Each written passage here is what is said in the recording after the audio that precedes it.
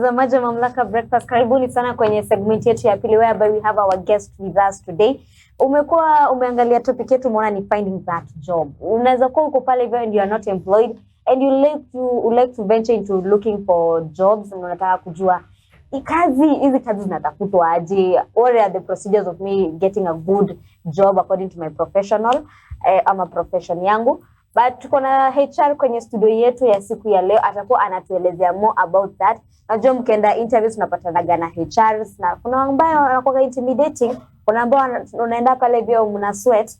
But anyways, tuko na HR hapa hivi. I'll be giving him an opportunity to introduce, atuambie who he is, ametoka wapi, ako county gani, asipo tumemleta from US na atujui.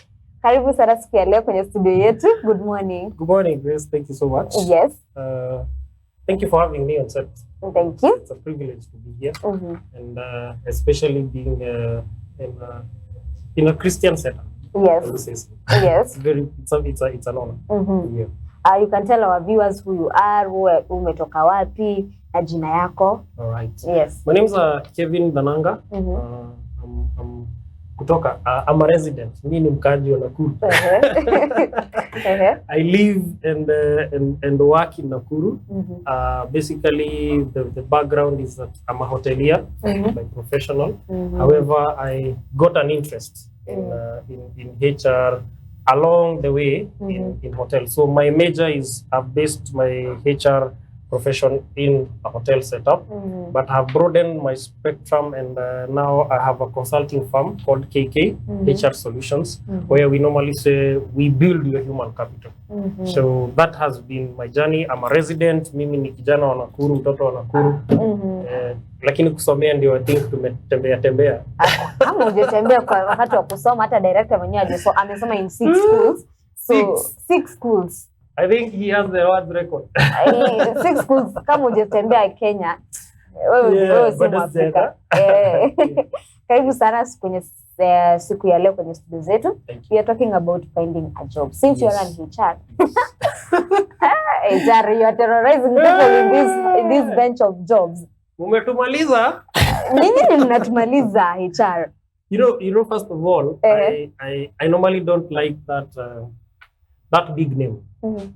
HR in itself is really intimidating in so many organizations, and I've had instances whereby people will tell you, like, I walk into an interview room, kuna ule jamaa tu ako pale stone face, na directly unajua huyo ndio HR.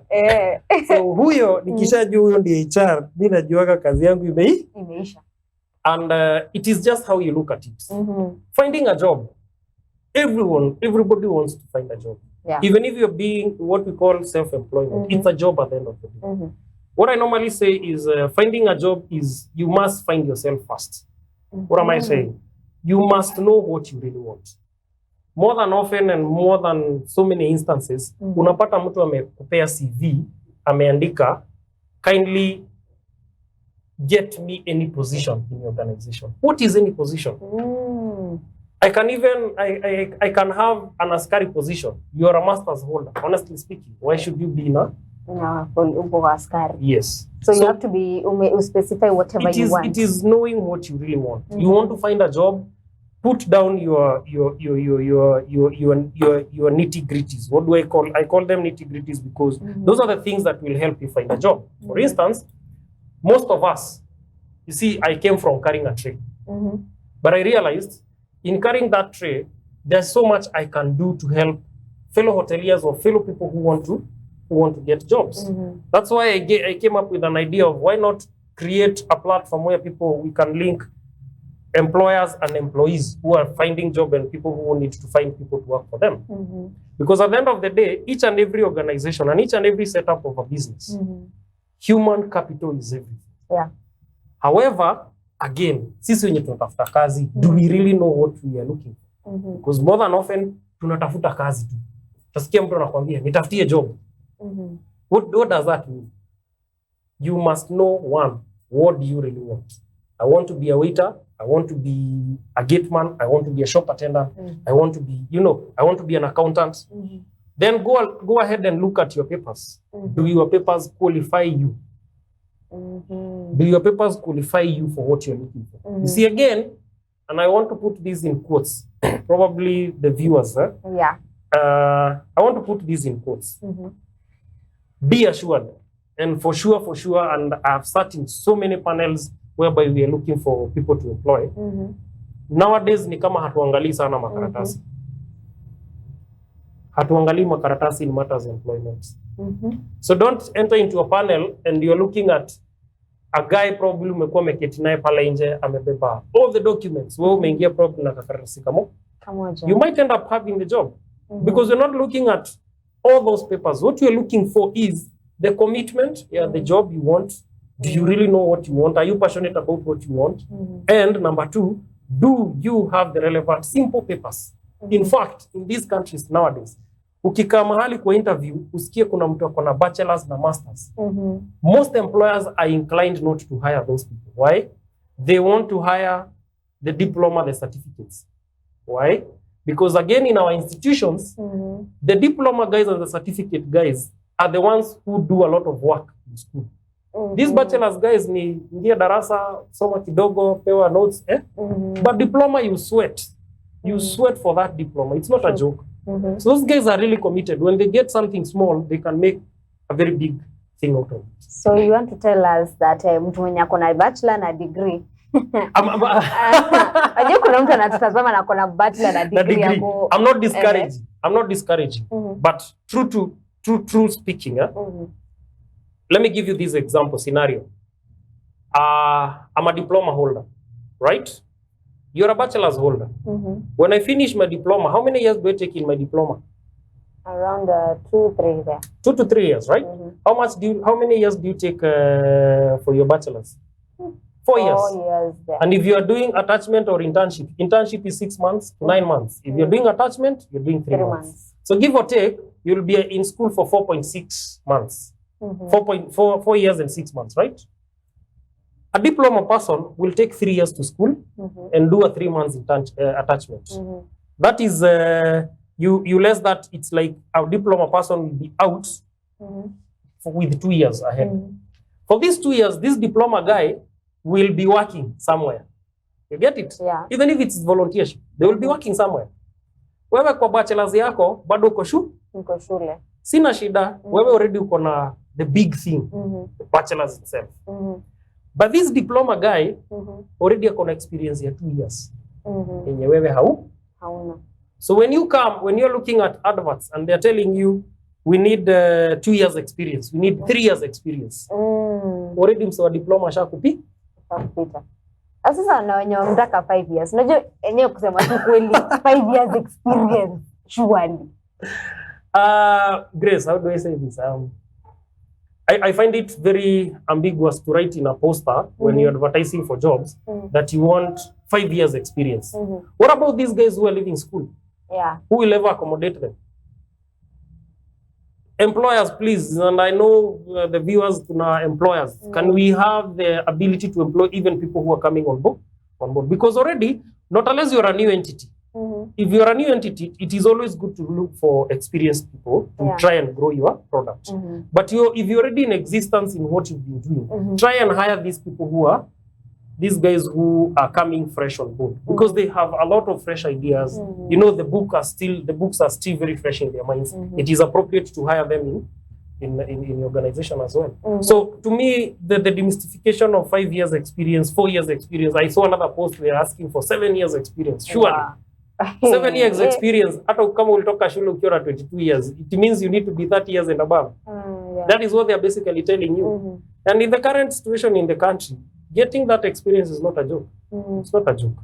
Okay, when we look in the fact ya kutafuta kazi, we have to write a CV, right? Yes. What are these mistakes ani mkiangalia as HR kwa CV zetu mnasema, hapana. Let me take these very simple. What are the basics in a CV? Your personal details, your school life, and your work experience, and your referees. Hizi mambo zingine mnaenda kutuwekea huko sijui objectives. Trust you me. Very few people sit down to read all those things. We don't. By the way, we don't. We go direct to your data information. Are you who are you? What was your date of birth? We check the years. How old are you? Do you have the relevant ID numbers? You see. Then we go and look at you will look at your work school life. When did you start school? Because again, more than often watu siku hizi wanaandikiwa ma CVs. Unapata mtu anasema alikuwa primary school for 7 years. Lakini hakuenda GCSE, alienda normal CBC. So you see they are lying in their CV. You look at their what do you call it? Their senior levels. You go to campus. You look at the schools they were in. Do those schools make relevance? You see? Those are the things we look at. Then go down there, look at have they worked elsewhere. When you mean they have worked elsewhere, we want to check. Are you really telling us the truth in where you've worked? Because most of us nowadays utaenda mahali upewe recommendation hata ukufanya kazi. True. You see? So nitaangalia nione na najua na hii place, wacha nipige simu. So and so Grace alifanya kazi huku. Hata tujue ni nani. So if you write your CV in a very simple way, those are the let me call them the 4 aspects of a CV. Your personal data, your school life, your work experience, and your referees. And again, the other mistake you make, don't lie about your referees. Please don't. Don't lie about it. Usienda pale Grace akwambie unajua unataka recommendation ya mamlaka na uje ku on set. Someone will find another person they know here and ask, did Grace ever work there? Tell them no, tujai kuwa hata na mfanyikazi anaitwa Grace. So nikiandika referees, I should be very careful. Be very careful. Write the people you've worked with. And another secret is, ikiwa unajua ulivutwa kazi mahali, ikiwa kabisa ulivutwa job, you are terminated. Please, do not, for your own safety or for your own good, don't write that person as a referee or that organization as a referee. Why? Because more than often, utapigiwa simu. So and so alifanya kazi huko. Mbona alitoka? Alituibia. He was so rude. This guy can't even respect authority. But you see another thing, you are given a recommendation from that organization. But when we call, the information we get and what you told us in an interview panel, those two things are contrasting. So kama ulivutwa kazi usiandike kama referees. Please. My advice. Unaweza andika referees as your parents, family. Well, parents, not really, because parents will always tell us what we want to hear about their children. But in a church setup, if you're in a church, you can write your pastor as your referee. Because again, na tena usiende uongee na pastor mwenye uendagi kanisa yake. You don't go there, you're not a worshiper there, you're not a congregant there. Write a pastor who really knows you. If it's an organization you've worked for, write that for that organization. And then always go ahead and inform the person you've written as a referee. I've written Kevin, I've written you on my CV and I'm going for an interview on this date and this date. Prepare them upfront or even drop them a text or an email and tell them, I've written this and this and this and this. Kindly, if you are called, know it is from me. It's not that you're telling them to speak anything good, but anybody who has terminated or you've been terminated or anybody who is looking for a job, all you want is the best for the other person. Siwezi taka kusikia mahali, even if tulikuterminate, if you have given me heads up, more than often I always oblige because I want you to get the next one. Even if you mess the other one, wacha tukusaidie upate kazi. Yes, mtazamaji wa Mamlaka Breakfast, this is the segment whereby we are having the guest with us kwenye studio yetu. Natumai kwamba you are grasping some information hapa, uko na notebook yako, uko na kalamu. We are talking about finding that job na tuko na HR hapa hivi kwenye studio. If you have any questions for the HR, kindly use the comment section. That is Mamlaka TV is our Facebook page. Grace, there is also my Facebook page, and also Karaoke Nganga is also his Facebook page. Namba yetu kwenye screen is 0700899899 ama 0721899899, na ukituandikia hapo hivyo kwenye comment section tutaweza kujibu maswali zenyu za siku ya leo. Mr. Kevin. Yes. You have talked about CVs. Yes. Na imefika wakati tunaenda interview. Nini hizi vitu tunafanya? Ukinikingia tu kwa ofisi ya like, huyu hapana. Where do I start with the interviews? First of all, if you are due for an interview, okay, all the preliminaries have been done. umepigiwa simu, umeambiwa you're supposed to come for an interview on this date, on this date. There's one mistake we make. More than often we forget to sleep enough. You forget to sleep enough. I knew today I was coming for an interview. You see how fresh I am? Because you want all your mind and ability to answer whatever is available and available for you. Be ready. You be ready to answer questions. More than often, we are not always ready to answer questions. Because how kulala enough, you didn't prepare enough yesterday. Maybe umeamka late. You never even prepared the clothes you were supposed to wear yesterday, so it is what comes available. Put it up. You're supposed to probably travel from Nakuru to Nairobi. Your interview is slated at 9.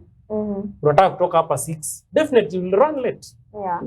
So I always advise people, if you're to start your interview today at 9, can you try as much as you can?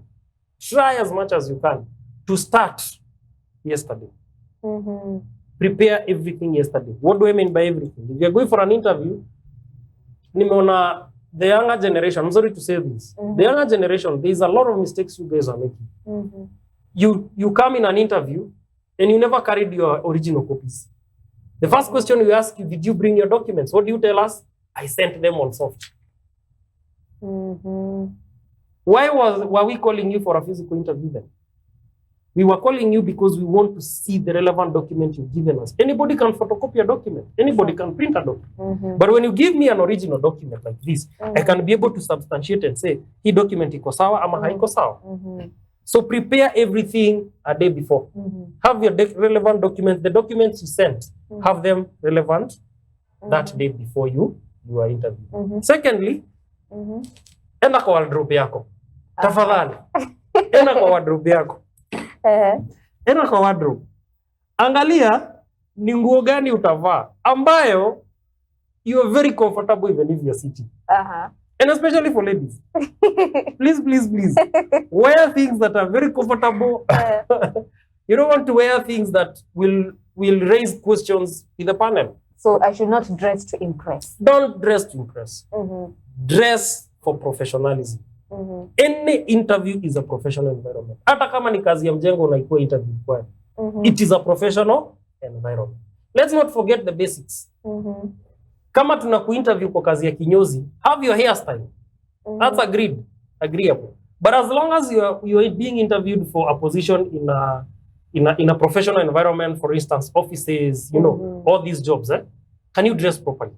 Put on your nice shirt, your nice trouser, your nice skirt, your nice dress or something. Just be very official. Then the other thing, tafadhali kula breakfast. Kula breakfast. You see, Grace, you're laughing. But this is the truth. Someone comes in an interview, na mzee umse anakaa njaa ni kama alikula juzi. It raises a lot of questions. You need to be very stable in an interview panel. Be very comfortable and be very, very straightforward. Then take a nice shower, you know. Be very smart. If it's ladies, minimize your makeup. In fact, if you can just go in an interview as natural as you are, the better for you. I normally advise, let's not do a lot of makeup in an interview panel. You're dressing to be a professional. You're not dressing to impress anyone in an interview panel. Then, ukishafika kwa interview, kuna makosa yenye tunafanya nowadays.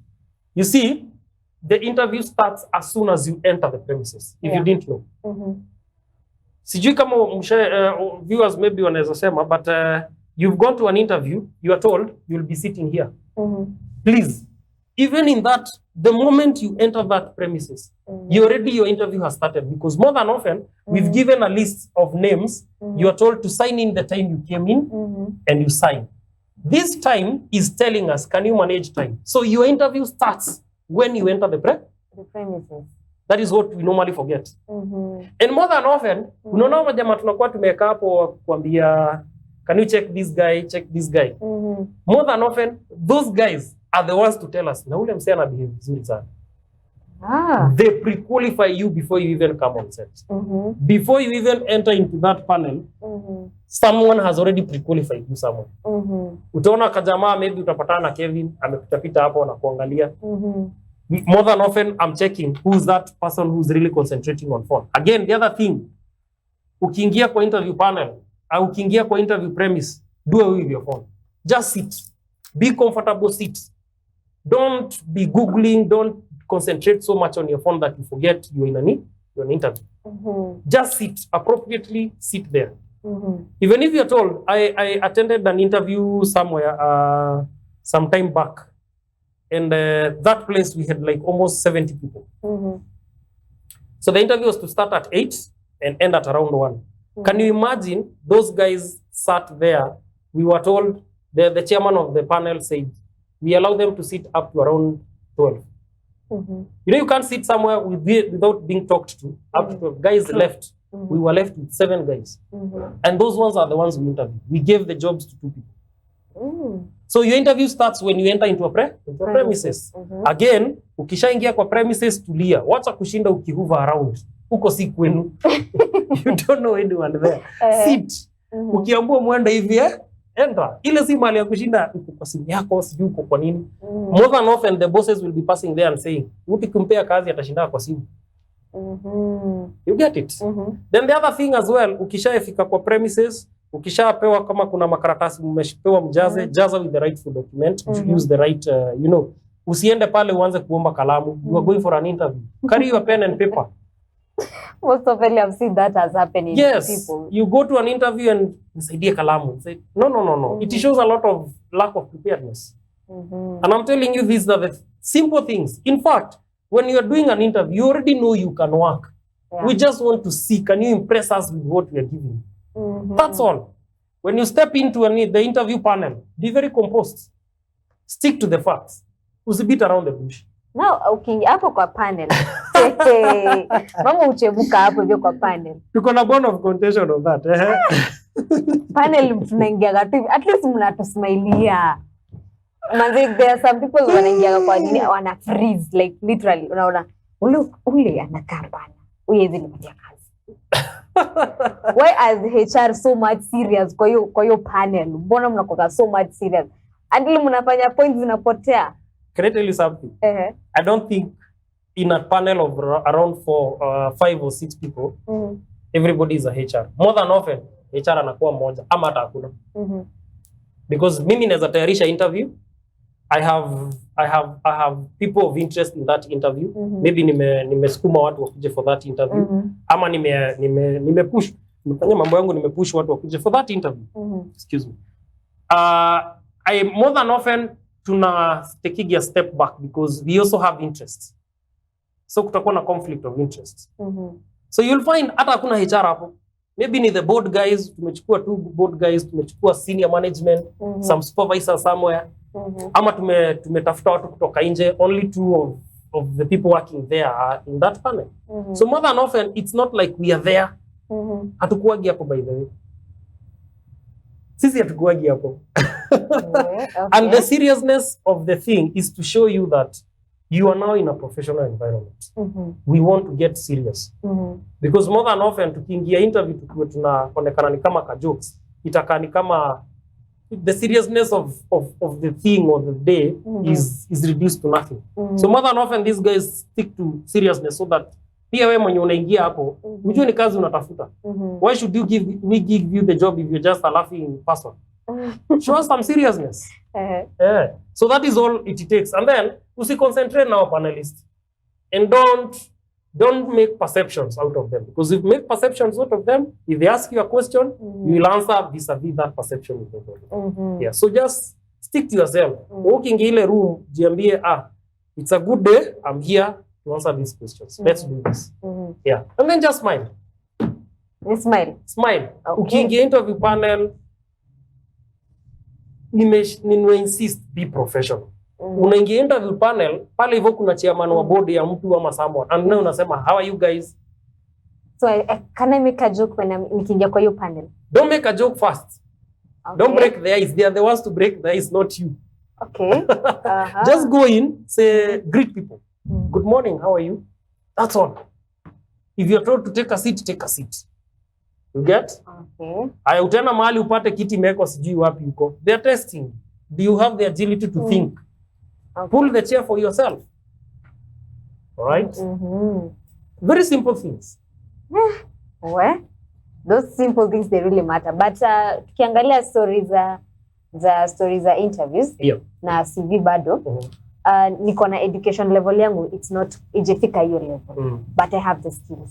Do I qualify to get this job? Yes, you do. It only depends on how you impress the panel or you impress in your CV. If I'm shortlisting for an interview, I normally don't stick to everybody qualified. I try and look at your CV and look at it. Mtu akona mpaka experience ya, maybe you're looking for a sales job, akona experience ya sales, unaona ameuza huku na huku na huku. He's a much better person than someone who has a certificate or a bachelor's in sales and marketing and has never even touched any market anywhere to sell anything. You are a way better person. So if you have the soft skills, if you have the skills to do what you really think you can do, no problem. Go ahead and apply. Yeah. Any serious HR looking at your, and I'm saying this with all seriousness, any serious HR, you know, you're not looking at the paper ya mtu ya shule.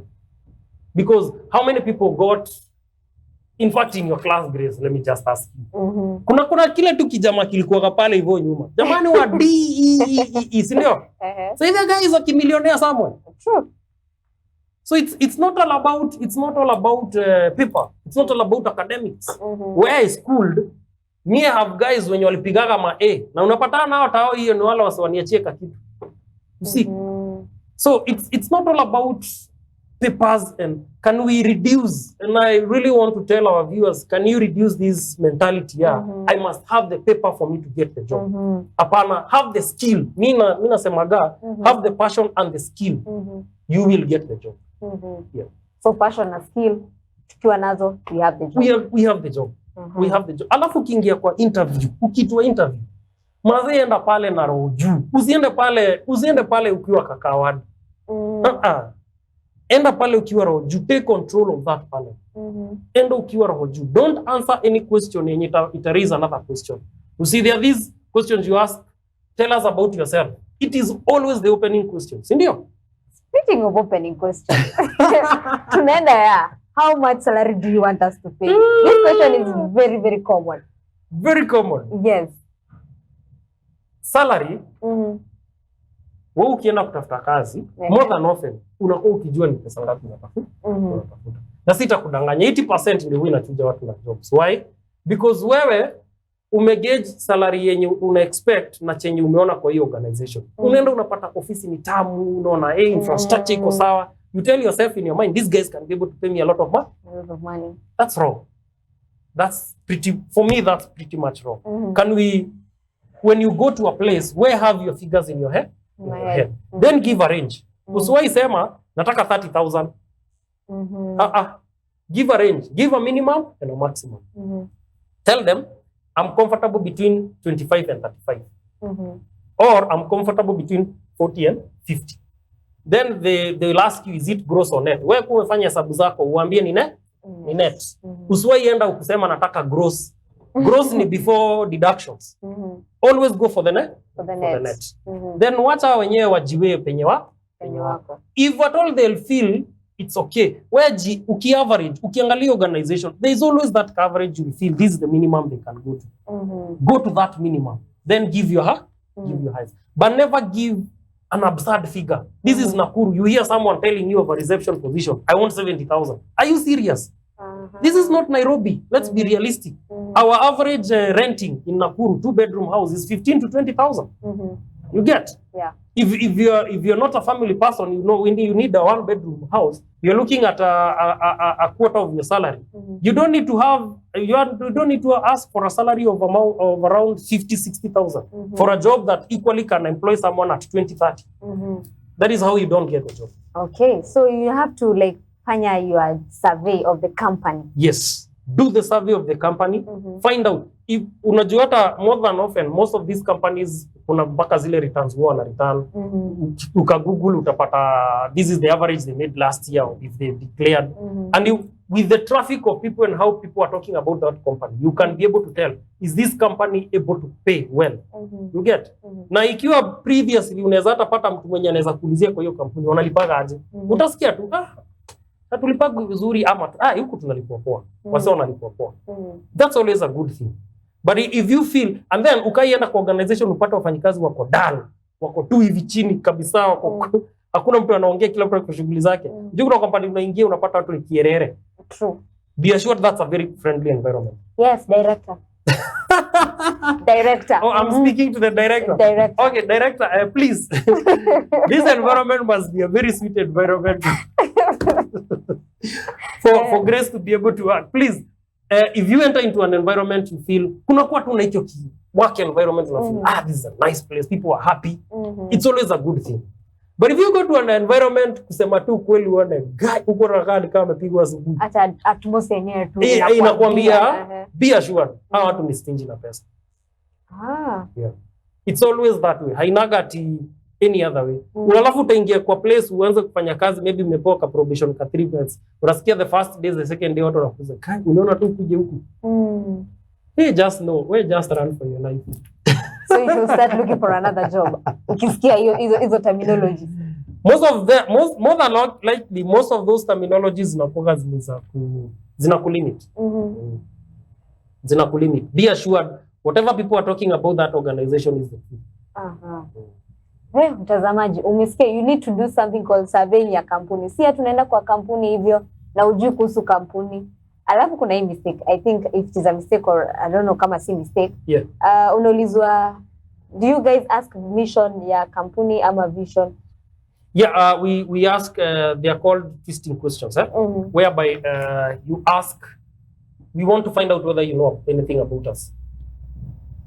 We have a lot of people who are applying for jobs. I want to work for Mamlaka TV, but do you really even know the location of Mamlaka TV? Do you even know what they do? Do you know the programs they have on air? Do you know what kind of music these guys play? You don't. But you are applying for a job? For a job. What shows us as a panel, or shows me as a HR that you really want this job? Hakuna? Nita-realize, nitaanza tu, huyu ni kazi tu, ni pesa, desperation. Don't show desperation if you're applying for a job. If you're applying for a job, stick to the cues. I want this job because I know this organization. This is what you guys do. This is where you are. And if you can even have data, I've even realized you have, averagely you have 15 to 20 members of staff. And your average clientele in a day probably can go up to 50 or 60. You see, you're telling the people, I know this place, I want it. I want to be here. Director anaambia ninafanya application ya kazi sasa hivi. But tukiangalia this also this question. Hii ni swali ambalo nimepatana nayo, hata director ajua aliniuliza. Why do you see yourself in 2 years to come? That is a question that it never lacks. We can never lack that question kwa sababu what vision are you bringing to a company? Na director kama ukuuliza Grace hii swali uniulize. Where do you, let me ask you, if you ask right now, please, where do you see yourself in the next 2 years? It is very simple. We just want to know, do you have a vision? Or you just want to stick here, make money and not grow? That's the time you attack everything. You tell them, I see myself growing from this position. Probably, if you had applied for, let me use my hotel setup. If you had applied for a waiter's position, you want to tell them, I want to be a head waiter the next 1 year, or after 1 year, the next year I want to be a supervisor. The next year I want to be the F&B manager. You see, you are unaonesha growth yako ama ya kampuni yako. That's your growth. Don't. It is you. The question is, where do you see yourself in the next 2 years? You as an individual, not the company. Wewe una phrase hiyo swali unaijibu na I'm seeing myself in your company in the next 2 years in this and this way. Najiona nikiwa hapa na hapa na hapa. Hapa na hapa. Director ameniuliza swali lingine hapa natanishi. Ati why do HR do HRVs for formalities? I really don't want to. Hiyo ni swali ngumu. But for me, as Kevin, I like to uphold dignity and decorum in each and everything I do. There are organizations I know for sure, they do interviews for formalities. And that's a very wrong thing. Please don't play with people's people's lives because that's someone's life. Ni kama mgonjwa mahali mumeenda hospitali ameachiliwa tu hapo kwa. It is not appropriate. Take time to understand, to make to an interview. Is this really interview? Are we really supposed to be interviewing these guys? Yes, we already have someone. If you know you have someone, please don't subject people to travel all the way for formalities. It's not appropriate. So for me how I would answer that is very simple. Me, I don't interview for formalities. If I don't have the position, we don't have the position. And no more than often, even in our consulting business, we have realized there are companies that are asking you, can you interview for us? But you're interviewing air because they want it on their record that these positions were interviewed. But you realize along the way, and not one organization have stepped down. I've said, I'm not going to work because you guys are doing this not because you want to, you already have the person. You just want formalities. I cannot subject people who are looking for jobs and eager to get jobs for you to subject them to travel and come sit in an interview for, PR. It's not appropriate. Okay, tukiangalia bado stories za CVs, tuko na hiyo part ya referees. Yes. Wengine wetu tunaandika referees ya CEOs wa companies they are never even there. Hata zaifunguliwa. That's why I say, please, kama una referee, tafuta hata mchungaji wa kanisa yako. Look for your pastor. Look for someone close. Hata kama unaweza enda mpaka kwa chief's office. Kama anakujua. Go and write him. Lakini chief kienda kwa chief na ulikuwa maybe umeshikwa. Atakupea referee. Chief atakupea referee. I've seen guys, there's guys I've sent, can you go and tell the chief, ongea na chief wa location in, ama mzee wa mtaa. Si mzee wa mtaa ni wa nowadays kuna nyumba 10. In where you live kuna nyumba 10 initiatives, ndio? Ambiwa mzee wa nyumba 10 akupe referee. Please. Do not write a referee that is not a valid referee. Because we will find out. Unaona hiyo CV, tunachukuaga mtu anachukuaga the most relevant ule mwenye anaonekana kama ulitupia recommendation, kuna hiyo recommendation inaonekana this is why you've really worked, this is why you really agree. Tunachukuaga hiyo. Then tunaenda hapo chini tuangalie ule referee mwenye anakaa ni weekly. We call the two. If they tell us contrasting stories, we have a lot of questions. If they tell us the correlating stories, then we say you are an honest person. Now akikupatia contrary things, will you now call me as an applicant back? Yes. What we normally do after the interview, those we felt didn't qualify or didn't meet the expectation, you call them. Me and Noah we call because that's what I prefer. Call each and every person who came for the interview. Tell them they never qualified, they never met your expectation. Then we normally choose between 3 to 5 people who will come back for probably a second or a further interview. Now the furthering interview is not normal interview, it's just an interview to get to know, can we really be able, now that's when we now really check on your salaries and now call those referees. I've sat in a panel whereby we called referees where people were there. Like, niwe Grace nataka kazi, chatupigie. So, unfortunately, one of the guys, 2 guys, walikuwa wametupea watu hata hawaeleweki bana. So we call a guy and ni saa 8 ya mchana na jamaa ako back. And then namuuliza, do you know this guy? Huyu ni mlevi mwenzangu. That's an interview. Can you imagine? So, if you're giving us a referee, please give us people who can attest to who you really are. If you can't give us a testimony of who you have given us, don't give us any referral. Because it end up being a bunch of lies you've given us. And from there and then we create a perception where anymore. Interviews are about honesty and professionalism. Those two. So you should be honest as much as you can. Na nilitangulia nikasema hivi Grace, usijibu swali yenye itakai kuwe na question. Kuna swali yenye unaulizagwa, ukijibu, we further with another question. After that, the way you answer, we further with another question. Paka itafika mahali uone panel wamesema, okay, let's move on. You already ushafail your swali. Yes. If you answer the question with all due honesty, we will see it in your face. You see, if you lie, we will also see. That's why we further questions and further another question on top of another question. Because you're not being honest. Utasema, I want 50,000. Unashika? Then usikie tu mtu kwa panel amekuuliza how much are you making where you are? You get? Or how much were you making in your last job? That is to me already mtu ameraise a question. Wewe utuambie ukweli ya pesa unataka ama pesa unataka. Mtazamaji wa Mamlaka Breakfast, that is Mr. Kevin the HR. Ndio mambo ambayo yanafanyika kwenye interview na pale hivyo ukifika pale hivyo una sweat. These are the people that make you sweat and you should not be afraid. Kuna watu ambao wana fright. Yeah. I don't know why kuna koga na kukaa. Hey, God. You guys. I normally tell people, if you enter into an interview and you feel like kabisa umeogopa, just walk out fast. Before you go to that, you walk out fast, breathe in and out. Ile activity tuko naambiwa, breathe in, inhale, exhale, inhale, exhale. So that when you are going to the panel, your mind is very fresh. Your mind is very open. Your mind is very, you are free. Usiingie kwa panel, na nilisema usiingie kwa panel make perception. Ingie kwa panel uone like these are common people, these are normal people. In my interviews, any interview I've sat to, I normally tell people, we just want to have a conversation with you. There is a reason as to why I say that. I normally want to encourage you to keep it a conversation. Let it not be a question and answer thing. Because when it's a question and answer, now I don't want to apply it to anybody who sits in a panel. Don't intimidate people. Don't make them feel like this is the worst thing I ever did to apply for that job. Let it be conversational.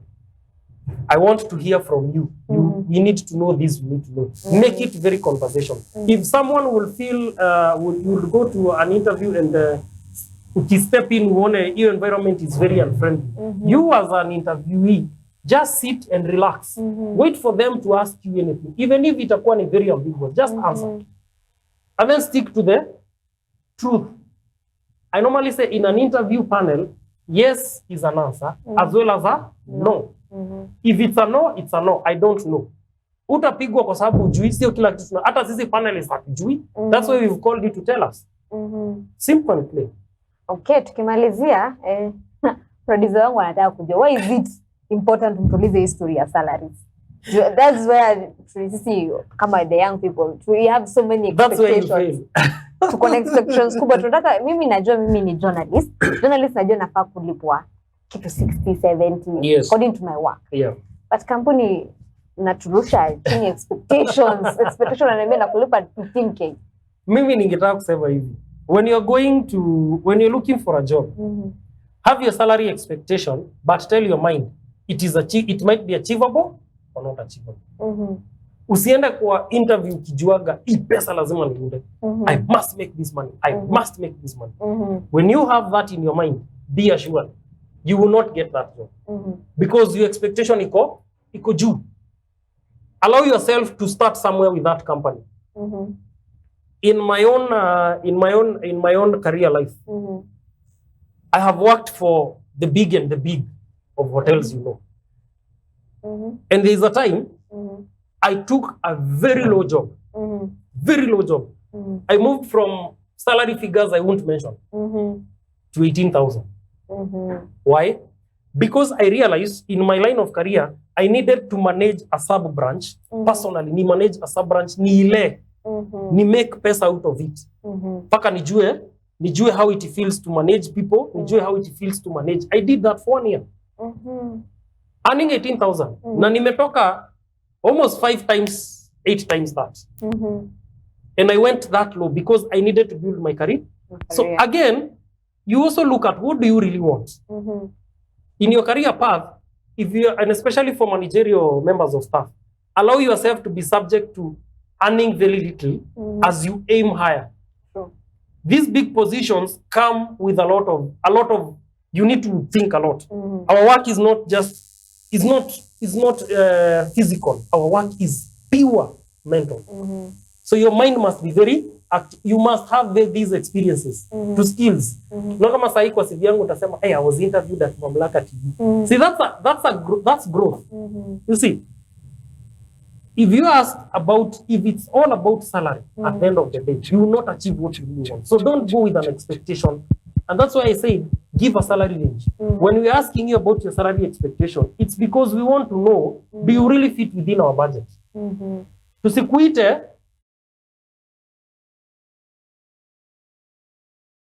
Grace aseme anataka 100, Kevin anataka 150. Na position yetu tunalipa 50,000. You see, na probably kwa wale watu wote wenye tulikuwa tumesema tumewapigia simu kuambia hawaku qualify, hao watu wote kuna maybe wawili walikuwa wangechukua 40 ama 50. You see, we disadvantage them. That's why we normally ask, can you tell us your salary expectation? Do you have instances whereby umeita mtu interview, amepass interview na hajakuja kazi? Yes. And it's really happening. Tafadhali, hawa watu wa 2000. Watu mulizaliwa 2000. Wacheni kutu disappoint. By the way, on a serious note, they are seriously disappointing us. You call someone for a job interview. They have qualified. They're very good. And they've shown the interest. And you've seen they are able to do the job. You give them the job.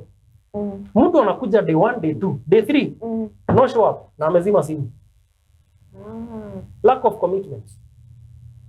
If you're applying for a job, be committed. You want the job, you wanted the job, that's why you came for an interview. Mimi naambiaga watu, usinyime hao watu wengine 20 opportunity ya kupata hiyo kazi. Tumekupea kazi and then unaiwaste. It's very wrong.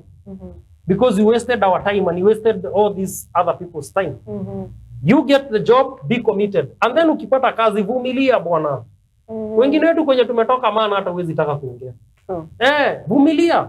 If you're paying, if the pay is 20,000, maybe we'll go and take 25. Is that a short of 5,000? Agree to it. Start somewhere. Show them your work. Buy and buy, utafika hata hiyo 50 yenye huko unatarajia. Yeah.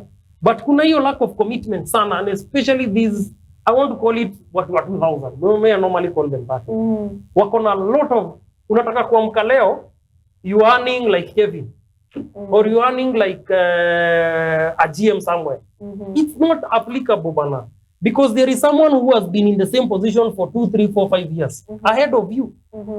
Ukiingia organization, huyu mtu mwenye wewe ndio huyu, si ndio? Umeingia organization. Juaga obvious kuna huyu mwenye kwa na hakuna siku yenye nyinyi wawili mtakuwa on the same salary scale. Haitawezekana. In any organizational setup, the people who come before you will always make more money than that's given. Okay, thank you so much for coming. I would like you to give a parting shot to our viewers and also give you an opportunity to introduce the KK. Okay. Yes. All right. What I would say is that if you're looking for a job and you're seeking for employment, don't give up. Opportunities ziko, kazi ziko. Toka tafuta kazi. And don't get tired. Sumbua watu wenye unasikia ndio wanaajiri. Sumbua ma directors, sumbua everyone you can. Get that job. And then, if the job is not available, and you have an opportunity to volunteer, volunteer. It will come in handy. But this business of your CV has years lapsed. Maybe ulitoka shule 2020, unatafuta kazi 2023. Hizi 3 years, you'll be questioned. Be assured. What have you been doing about in these 3 years? So, volunteer, you know, go places, try and work. Just try and work as much as you can. As much as you can. That opportunity will find you somewhere. Na hiyo CV yako utakuwa umebuild. Utakuwa umejua, in my CV, I volunteered here, I worked here, I worked here. And kwanza hiyo word ya, I volunteered for, in 2 organizations. I volunteered this and I volunteered that. Those things really impress a panel. So I would say, if you're looking for a job, don't stay at home. Usiseme ninafanya kazi ya kutafuta kazi. I don't like that phrase. Go somewhere, volunteer. Out of that volunteership, utapata tu organization nakwambia, you volunteered with us for 6 months. This position is available. Can you take it? Again, if you go to an organization, you are a volunteer, you have done probably finance or something. Then they are telling you there is a storekeeper position. Stop telling them, Mimi, I'm a finance person, I can't do storekeeping. Because I believe in finance, you did something to do with procurement. Endo ufanya storekeeping. You did entrepreneurship. Endo ufanya storekeeping. Anzia hapo. Hiyo finance position itakupata ukiwa hapo. And you get the job. Yeah. Thank you so much. KK is a Nakuru-based organization. We are very simple. We consult for any HR business, and we have very huge clients coming on board, and already we have a lot of clients who are in existence. We are working within organizations. So we do the whole setup here. HR, from hiring, training members of staff, contracting, everything to do with HR, we do it. And we do it on consultative basis or on long-term basis. Yeah. So nikitaka kutafuta kazi ni kuje kwako. Tafuta Kevin. Director akitaka kunivuta kazi tu sasa hivi mimi niandike CV. Anakwambia waleke CV. Niandike CV nakuja kwako. Thank you so much Mr. Kevin for coming. Thank you so much. And thank you so much for enlightening us more about job interviews. We'll be bringing you again one of these fine days. Tueleze bado stories of jobs. Happy to be here. And mostly role of a HR in an organization. Yes. Thank you so much, mtazamaji wa Mamlaka Breakfast. That has been our segment here. The guest we have been having Mr. Kevin in the studios. We'll be taking a short break. Tunarudi baada muda sio mrefu kumaliza kipindi chetu cha siku ya leo.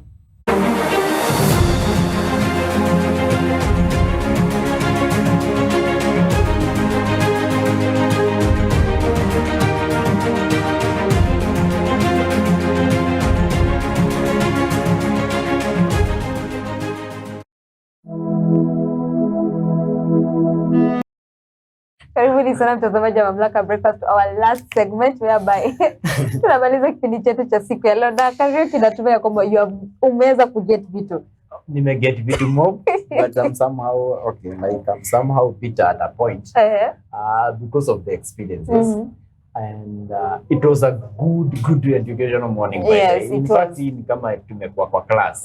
The do's and the don'ts, zile vitu hufai kufanya before you go for an interview. Yes. And at a point, unapata like some of the applicants when you want to apply hizo jobs, ama any job, hajui what to do before or during and even after. Because I was expecting HR atuambie kuna ile ya I'll call you back. The I'll call Umeumia kijana iduri umeumia. The I'll call you back. You know the I'll call you back takes centuries. True. Very much true. But on a good environment and a good office, they will still consider you. Yes. The I'll call you. Yes. Unaweza take some months or years, and unfortunately you get a call back even after